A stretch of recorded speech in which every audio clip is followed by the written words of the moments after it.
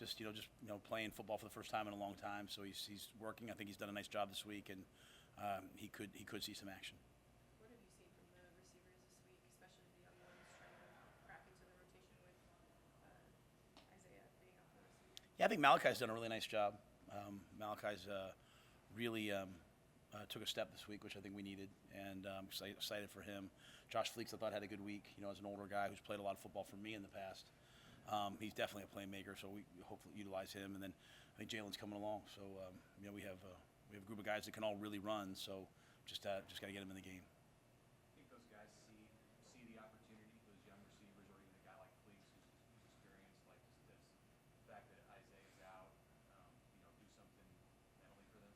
Yeah, I can't speak for them. I hope so. I certainly hope that they recognize that, it's an opportunity for them, but more importantly, the team's counting on them. But all of this is a process, right? All of this it's really hard to be a young player and come in and play right away. So, we don't have many true freshmen playing that weren't here in the winter. So, they're coming along, and as Coach Paterno used to say, it's better a play too late than a play too early. Some of these guys were working overtime to get them ready. So, well, thank you. Thank you. He knows I like a cup of coffee when I talk to you guys. So, sorry. Coach Sept was talking yesterday about the importance of, it seems simple, but getting the ball into the hands of the guys who can make plays. And, what are some of the challenges of that when you had just, 59 offensive snaps in the first game?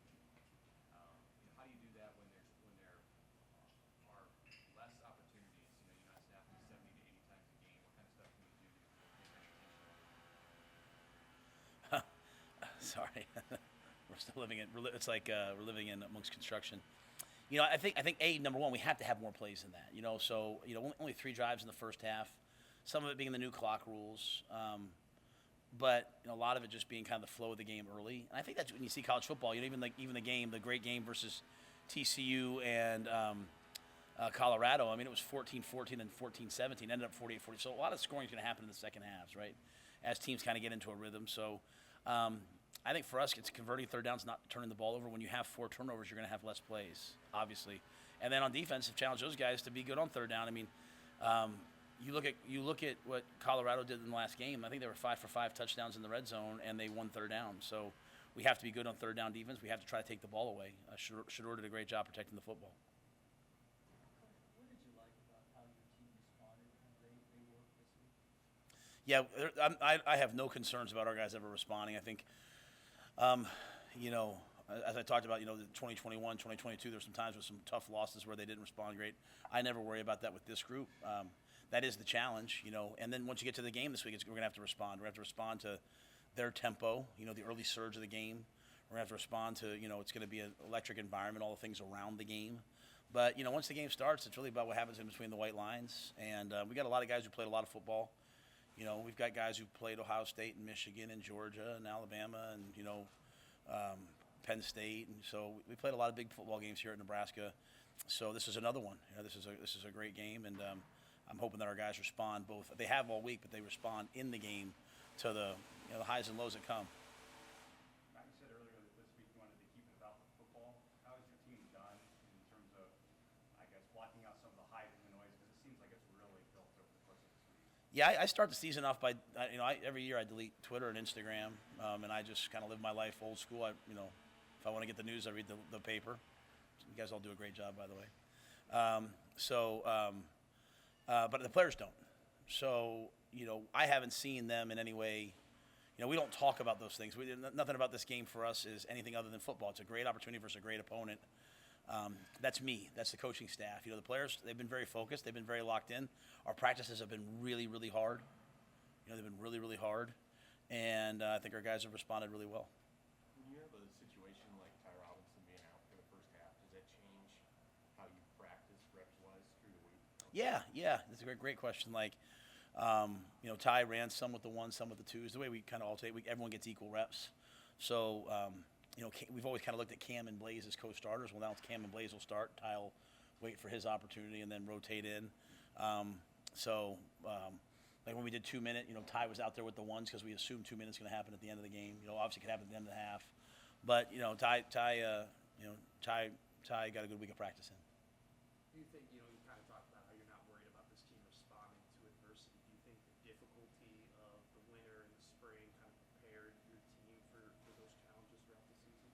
Yeah, I think it's in their nature.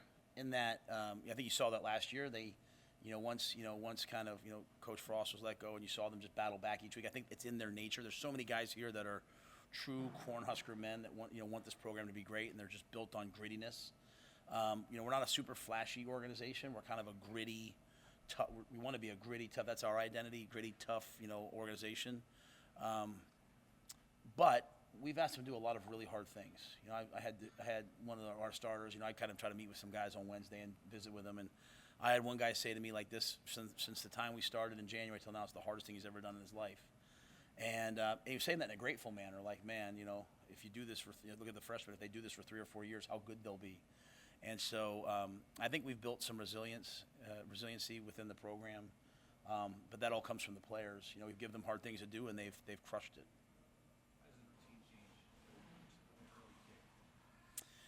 Yeah, I think the big thing for us is, like, it's an 11:05 kick for us, right? Like, the old days, I would have kept all the times the same. You can't do that anymore because everyone's cell phone, adjusts. But, when we were at Coach Coughlin and we went to the West Coast, everything stayed on East Coast time. So we never panicked about, oh, my gosh, it's this. So we'll probably get to the stadium 15 minutes later, instead of most people get there 2 hours before. We get there 2.5, 2:15. We'll probably get there 2 hours before. It's a little bit of a trip from the hotel. But nothing's really different, nothing's really different. We're gonna go see a movie tomorrow night as a team. We're gonna practice tomorrow morning. We're gonna meet. We're gonna go there. We're gonna fellowship. We're gonna get up. We're gonna do our little neuro charge and go to the game and play. So, fortunately for us, it's not a super long flight, and fortunately for us, that time zone, even though it's 10 o'clock, it's really 11:05 for us. Which, the hardest period in practice for us on Tuesday, we do a 2 huddle drill. It's as tough as anything you've ever done. And we did that right at 11:05. And I'd love to say on purpose, but not really. And the guys kind of recognize that, like, hey, it's 11:05. We practice in the mornings on Tuesdays and Thursdays. We should be ready for an early kick. How did the week kind of go for guys like Jamari and Nick? Yeah, Jamari and Nick are up. They're ready to play. So Jamari and Nick are up. Great news for us. Jamari and Nick are up. Teddy's up. So anything beyond that will all just be like a coaching decision. Those guys are in shape. I'll be honest with you. Our medical staff, our Dr. Mathisen, our training room staff. We hired Chris Peduzzi this offseason, who was with the Eagles for a long time, along with Drew Hamlin, who's been here and returned to play, and all those guys. Like, they're pretty elite. So the guys come back, they're in really good shape. So Jamari's full go. Is there a big travel roster change between conference and non-conference for you? Yeah, we're allowed 74 74 in conference. I think we're taking like 77 or 78 in the conference game. I'm not a big, I don't like to take people just to take them. But, on special teams, there's some guys that are really emerging, which is great. And usually you need those guys to emerge because as you have injuries, you replace those guys with, But, we haven't had a lot, which is great too. So, the Tavion Thompsons, the Elliott Browns, the